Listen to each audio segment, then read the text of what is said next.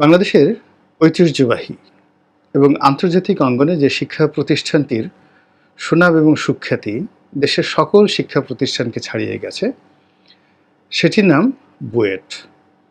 বুয়েটে যারা পড়াশোনা করেন এবং পরবর্তীতে যারা কর্মজীবনে ঢোকেন, তাদেরকে নিয়ে সারা বাংলাদেশের এক ধরনের উচ্ছ্বাস রয়েছে। হয়তো একজন ইঞ্জিনিয়ার হিসেবে, প্রকৌশলী হিসেবে বা স্থাপত্যবিদ্যায় যাকে বলা হয় সর্বোচ্চ ডিগ্রিধারী হওয়ার পর একজন বুয়েট ছাত্রর যে অর্থনৈতিক ভিত্তি, এটি হয়তো সিভিল সার্ভিসের একজন সচিবের মতো হয় না, বা বাংলাদেশের একজন দুর্নীতিবাজ ব্যবসায়ীর মতো হয় না, কিন্তু তারপরেও এটি একটি নেশা, মেধা, মননশীলতা, যোগ্যতার একটা নেশা। তো যার কারণে কি হচ্ছে যে বাংলাদেশের দুষ্ট পেশা ইঞ্জিনিয়ার এবং ডাক্তার, ছাত্র জীবনের সবচেয়ে মেধাবী ছেলেমেয়েরা সেখানে যায়, সবার আগে বুয়েটে যায়, তারপরে মেডিকেলে যায়। এটাই বাস্তবতা। আর তৃতীয় যারা সারিতে থাকেন, এরাই ঢাকা বিশ্ববিদ্যালয় বা অন্যান্য পাবলিক বিশ্ববিদ্যালয়ে আসেন, তারপর সিভিল সার্ভিসে যান। অবশ্য বুয়েট থেকে পাশ করে বা ঢাকা মেডিকেল থেকে পাশ করে অনেকে সিভিল সার্ভিসে ঢুকেন, তাদের সংখ্যা খুব অল্প, বেশিরভাগই তার স্ব পেশায় থেকে যান। এখন বিসিএস দিয়ে বুয়েট থেকে পাশ করে একজন ইঞ্জিনিয়ার, তিনি হয়তো রোডস অ্যান্ড হাইওয়েজে গেলেন, রেলওয়েতে গেলেন, বিআরটিএতে গেলেন, তারপরে অন্যান্য যে সকল এলজিডিতে গেলেন। তো যাওয়ার পরে সে 20, 25, 30 বছর চাকরি করার পরে দেখা গেল যে তার জীবনের যে ব্যাপ্তি বা তার জীবনের যে সফলতা, সেই সফলতার জায়গাটি দিব্য দৃষ্টিতে, মানে সফলতা বলতে কয়টি গাড়ি আছে, কয়টি বাড়ি আছে, কয়টি প্রাসাদ আছে, তো এইগুলোর যে সার্বিক বিচার, সেই বিচারের সঙ্গে যদি আপনি তুলনা করেন, তাহলে হয়তো তার সঙ্গে তুলনামূলকভাবে যারা কম মেধার, তারা সিভিল সার্ভিস, ব্যবসা বাণিজ্য, অন্য জায়গাতে গিয়ে যত ভালো করেন, তারা হয়তো অত ভালো করতে পারেন না। কিন্তু তারপরেও একজন বুয়েটের ছাত্র হিসেবে মৃত্যু পর্যন্ত তার একটা গর্ব থাকে, এবং তার মৃত্যুর পরেও তার সন্তানেরা গর্ব করে যে আমার বাবা বুয়েটের টিচার ছিলেন, বুয়েটের ছাত্র ছিলেন। এরকম একটা ঐতিহ্য গড়ে উঠেছে এই প্রতিষ্ঠানটিকে নিয়ে। তো এখানে ছাত্র রাজনীতি নেই। শোনা যায় যে বঙ্গবন্ধুর জামানাতে এটি ছাত্র রাজনীতি মুক্ত ছিল, এবং সবাই বঙ্গবন্ধুকে বলেছিলেন যে সব জায়গাতেই ছাত্র রাজনীতি হচ্ছে, বুয়েট এবং শেরেবাংলা কৃষি বিশ্ববিদ্যালয়, এই দুটোকে ছাত্র রাজনীতি মুক্ত তিনি রাখতে চেয়েছিলেন, যে এই দুটো প্রতিষ্ঠানকে তিনি নষ্ট করতে চাননি। এটি এখন সামাজিক মাধ্যমে ঘুরে বেড়াচ্ছে, কিন্তু বাস্তবতা তিনি এটি আদৌ বলেছিলেন কিনা এটি আমি বলতে পারবো না। এখন বুয়েটে ছাত্র রাজনীতি করা যাবে না, এবং সেই ছাত্র রাজনীতি করা যাবে না, তার মধ্যেও কিন্তু বিভিন্ন ছাত্র সংগঠনগুলো বিভিন্ন সময় সেখানে তাদের সাংগঠনিক কর্মকাণ্ড পরিচালনা করেছে, এমনকি এরশাদ বিরোধী আন্দোলনের সময় সেখানে মিছিল মিটিং হয়েছে, এবং এইভাবে চলছিল অনেকটা বেসরকারিভাবে। এরই মধ্যে যখন আবরার নিহত হলেন, তারপর থেকে বুয়েট উত্তাল হয়ে পড়ে, এবং বুয়েটে ছাত্র রাজনীতি, ছাত্রলীগের রাজনীতি, শিবিরের রাজনীতি, এই বিষয়গুলো একেবারে সামনে চলে আসে।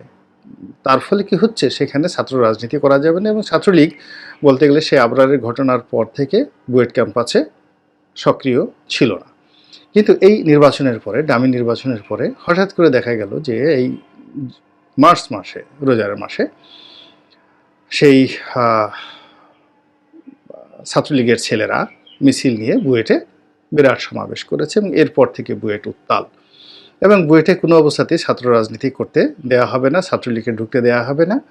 এবং ইতিমধ্যে ছাত্রলীগের একজন নেতা হাইকোর্টে একটা রিট করেছিলেন, এবং মহামান্য হাইকোর্ট থেকে এই মর্মে রুল জারি করা হয়েছে বা মতামত দেওয়া হয়েছে যে বুয়েটে ছাত্র রাজনীতি করা যাবে বা বৈধ। তো এই অবস্থাতে চলছে। তো এর মধ্যে সারা বাংলাদেশ সাধারণত জনগণ আওয়ামী লীগের বিপক্ষে, ছাত্রলীগের বিপক্ষে যারা আছেন, তাদের এক বক্তব্য হলো যে কেন এখানে যেতে হবে, এটা ঠিক না, এটা বেঠিক। আবার যারা ছাত্রলীগের রাজনীতি করার চেষ্টা করছেন, তাদের বক্তব্য হলো কেন এখানে করা যাবে না, আমরা যদি না করি তো ওরা তো বসে থাকবে না, ওরা তলে তলে ঠিকই গোপনে গোপনে 100% শিবিরের রাজনীতি তারা করে পুরোটাকে পাকিস্তানের ক্যান্টনমেন্ট বানিয়ে ফেলেছে। এবং ছাত্রলীগের সভাপতি জনাব সাদ্দাম সাহেব, তিনি বেশ গোস্বা করে বলেছেন যে বুয়েট কি ক্যান্টনমেন্ট, পাকিস্তানের ক্যান্টনমেন্ট বা পাকিস্তানের দূতাবাস, বা পোস্ট কি পাকিস্তান, যে সেখানে যেতে হলে ভিসা লাগবে, পাসপোর্ট লাগবে। তো এরকম খেদোক্তি তিনি করেছেন। যাই হোক, এই অবস্থাতে চলছে। এরই মধ্যে বুয়েটের যিনি ভাইস চ্যান্সেলর রয়েছেন, তার বক্তব্য সামাজিক মাধ্যমে এসছে, এবং তার সেই বক্তব্যের প্রেক্ষাপটে একটি বক্তব্য আমার খুবই ভালো লেগেছে। সেটা হলো, ছাত্রলীগ সম্পর্কে যখন তাকে জিজ্ঞাসা করা হয়েছিল, তখন তিনি বলেছেন যে ছাত্রলীগকে সাধারণত বুয়েটের যারা ছাত্রছাত্রী তারা খুব ভয় পায়, তারা খুব ভয় পায়। তো এই বিষয়টি নিয়েই মূলত আমি আলোচনা করব। এর কারণ হলো যে এখন বুয়েটে যে ছাত্রলীগের রাজনীতি কিংবা মহামান্য হাইকোর্ট যে রাজনীতি করতে অনুমতি দিল, এতে বর্তমান যে যুগ, এই যুগে বুয়েটের ছেলেমেয়েদের জন্য ভালোই হলো। এর কারণ হলো এখন আসলে অধ্যয়নের অতটা দাম নেই। আপনি কে কত বিদ্যা অর্জন করলো, কে কত জ্ঞানী, কে কত বুদ্ধিমান, কে কত পণ্ডিত, এটি এখন কেউ দেখে না।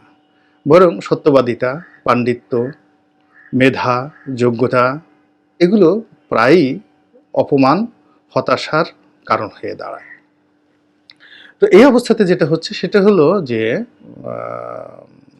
হতাশার কারণ হয়ে দাঁড়ায়। এবং এই অবস্থায় যেটা হচ্ছে সেটা হলো যে বুয়েট থেকে যারা পাশ করে বের হচ্ছেন, তারা দেখা গেল আজ থেকে 50 বছর আগে যে নীতি নৈতিকতা আমাদের সমাজে ছিল, যে আত্মবিশ্বাস ছিল, যে ভাব গাম্ভীর্য ছিল সমাজের, ঠিক সেই নীতি এবং আদর্শ নিয়ে তারা কর্মজীবনে যখন বের হচ্ছেন, তো সেখানে গিয়ে দেখছেন যে এখানে ঘুষ লাগে, ওখানে দুর্নীতি হয়, ওখানে অন্যায় হয়, ওখানে অবিচার হয়, এ সকল নানা রকম বিষয়াদি হচ্ছে। তো তার সঙ্গে তারা পেরে ওঠেন না। ফলে বুয়েটের বেশিরভাগ ছেলে মেয়ে তারা দেশের বাইরে চলে যান। এটাকে ব্রেন ড্রেন বলা হয়। এতে আমাদের দেশের অনেক ক্ষতি হয়। এরপর অনেকে সেই সার্ভিস পরিবর্তন করেন। ফলে এই যে এত টাকা খরচ করে আমরা বুয়েট থেকে যাদেরকে মানুষ করছি, তারা এই বাংলাদেশের আবহাওয়াতে তারা টিকতে পারছেন না। তো বাংলাদেশের আবহাওয়াতে যদি তাদের টিকতে হয়, তাহলে তাদেরকে আসলে ছাত্রলীগের স্পর্শ লাগবে, ছাত্রলীগের সঙ্গে তাদের মোলাকাত হতে হবে, এবং ছাত্রলীগের যে নীতি এবং আদর্শ, যে সাহস এবং শক্তি, এগুলোর সঙ্গে বুয়েটিয়ান যারা রয়েছেন তাদের যে মেধা এবং যোগ্যতা, এগুলো যদি একত্র হয়ে যায়, তাহলে বাংলাদেশে নিঃসন্দেহে পিরামিড তৈরি করা যাবে। আপনারা জানেন যে ফেরাউন জমানায় যে পিরামিড তৈরি করা হয়েছিল, মানবজাতির ইতিহাসে বিস্ময়কর ইঞ্জিনিয়ারিং, এত বড় ইঞ্জিনিয়ারিং কখনো হয়নি। তো বাংলাদেশে যদি কেউ বুয়েটের ছাত্রছাত্রী পিরামিড তৈরি করতে চায়, তাহলে ছাত্রলীগ দ্বারা অনুপ্রাণিত হতে হবে। এখন বুয়েটের যে পরিবেশ রয়েছে, যদি শিবিরের অনুসারী তারা হয়ে থাকে, তারা কি করে? তারা নামাজ পড়ে, তসবিহ তাহলিল করে, তলে তলে তারা ওহাবিবাদ প্রচার করে, কথায় কথায় আল্লাহ রাসূল বলে, জাযাকাল্লাহ খায়রান বলে। তো এই জিনিসগুলো দিয়ে এখন চলে না। এখন জাযাকাল্লাহ খায়রানের পরিবর্তে আমাদের সমাজে হলো চাকু ঠেকিয়ে যে বেটা কয় টাকা আছে তাড়াতাড়ি দিয়ে দে।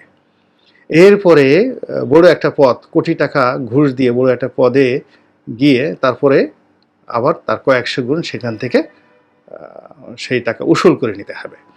তো ফলে এই সমাজে সাহস লাগবে। আর সাহস যদি বুয়েটিয়ানদেরকে সঞ্চয় করতে হয় শিবিরের সাথে রাজনীতি করে, শিবিরের রাজনীতি করে সাহস তারা কোনোদিন পাবে না। এর কারণ হলো শিবির সবসময় পলাতক রাজনীতি করে, নীরবে নিভৃতে রাজনীতি করে, তলে তলে রাজনীতি করে, গোপনে গোপনে রাজনীতি করে। মসজিদ কেন্দ্রিক রাজনীতি এখন আর হবে না।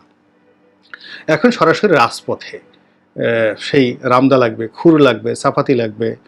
এগুলো আপনি রামদা যদি চালাতে না পারেন, চাপাতি যদি চালাতে না পারেন, খুর যদি না চালাতে পারেন, তাহলে এই যে চাপাতি রামদা যাদের তৈরি হয়, মাদার অফ চাপাতি অ্যান্ড রামদা, সেটা হলো লোহা, স্টিল রড।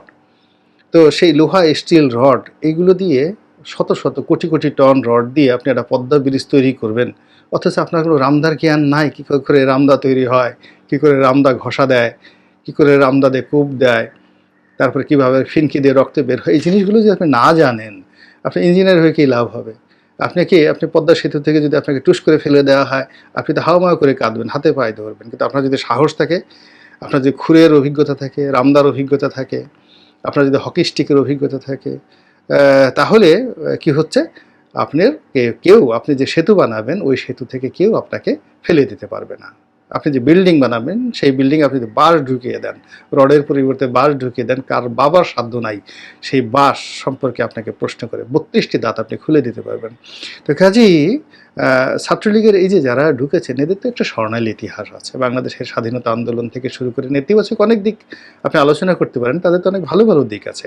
আর এই বর্তমান জমানাতে তারা এই মুহূর্তে সবচেয়ে টিকে আছে সফলতম একটি সমাজের অংশ।